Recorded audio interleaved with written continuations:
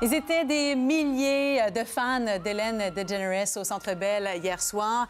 L'animatrice américaine sera demain et lundi à Toronto. Je dis animatrice, mais également humoriste, auteur. Ellen DeGeneres, donc, qui est au pays avec son concept de rencontre publique. Il faut dire qu'elle a un succès fou, cette femme. On en parle à notre table des communications avec Martine et Louis. Qu'est-ce qui explique le phénomène DeGeneres, à votre avis, Martine? Mais en fait, c'est qu'on la suit depuis longtemps. Et Ellen, qui avait une émission dans les années 90, qui l'a perdue après son coming out, elle a perdu son émission, elle a perdu ses partenariats, elle a fait une grande dépression et après, elle est revenue. Donc, elle a su renaître de ses cendres et c'est cet attachement, c'est ça, c'est parce que c'est cette authenticité, parce qu'elle a tout perdu parce qu'elle a fait son coming out. Ça.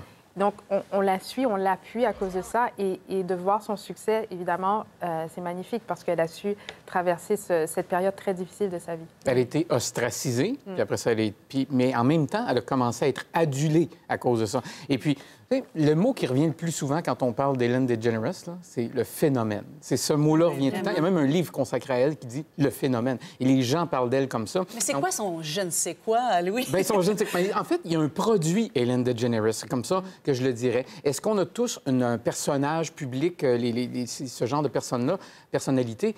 Oui. Mais ces personnes-là évoluent. Je pense à Céline Dion, par exemple. Tu es en train de changer de personnalité, change de look. Ellen DeGeneres, c'est Ellen DeGeneres. 1994, 2019, même combat, même personne, même humour, même style. Donc, c'est extrêmement intéressant de voir ça, que ça perdure dans le temps. Et là, on peut s'y attacher et puis on peut la reconnaître. Alors, on l'a vu peut-être il y a 10 ans, on s'est désintéressé, on la revoit aujourd'hui, c'est la même personne. Donc, il y a un produit, Ellen DeGeneres, très important de Très suivi aussi sur les médias sociaux. Là, 77 millions d'abonnés sur Twitter, 67 millions sur Instagram.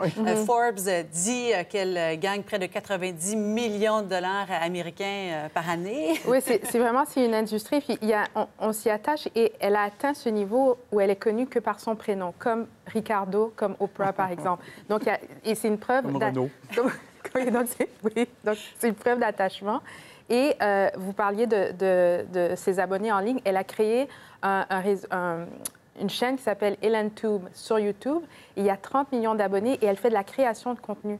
Et elle partage ce contenu est partagé à coups de millions de fois. Donc, il y a cette vie à l'extérieur de la télévision, il y a cette vie sur le net, il y a cette vie aussi dans les magasins, parce qu'elle a une marque de vêtements qui est vendue chez Walmart, donc accessible à tous.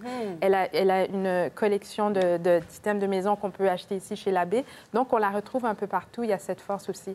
Bien, les gens qui la suivent un peu, aussi, on a vu des prestations qu'elle a faites. Elle a l'air tellement accessible, tellement près des gens, alors que ça ne doit pas être tout à fait vrai quand tu as des dizaines de millions de personnes qui vous suivent sur les réseaux sociaux, mais quand même, elle a l'air de ça. Et je dirais Elle a l'air d'être notre amie. Elle a l'air d'être notre amie. Et en plus, vous savez, le personnage de Doris là, dans Nemo, ce poisson-là, a été créé pour elle. Hein? C'est ça. Moi, c'est ça qui me frappe. Combien de personnes dans le monde peuvent dire Walt Disney a créé un personnage pour que je puisse l'interpréter? Donc, Ellen DeGeneres, bien, c'est ça. C'est un phénomène, puis ça va continuer tant qu'elle va être à la télévision. Et l'effet Ellen aussi est très, très important. Quand on passe à son émission, on est connu, là, vraiment. Bien sûr. Ça a un impact direct. Et elle a aussi, dans la culture populaire, elle a atteint un statut iconique. Il y a cette page couverture du Time Magazine qui date de 97, quand elle a fait son coming out.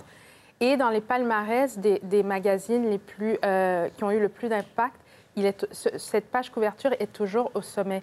Et aussi, il y a ce moment très émotif qui a créé une image vraiment qui a marqué l'imaginaire, c'est quand elle a reçu la médaille de Barack Obama. Et elle a reçu cette médaille pour son activisme. Alors, de manière assez quand même docile, si on veut, c'est-à-dire, elle a cet activisme pour l'égalité. Donc, ça fait d'elle vraiment quelqu'un qui a su utiliser ses combats pour défendre les autres. C'est passionnant quand même. Et je vous rappelle qu'elle sera demain et lundi à Toronto, Ellen DeGeneres, avec donc son concept de rencontre publique. Merci d'avoir été là. À la semaine prochaine. À la semaine prochaine. Au revoir.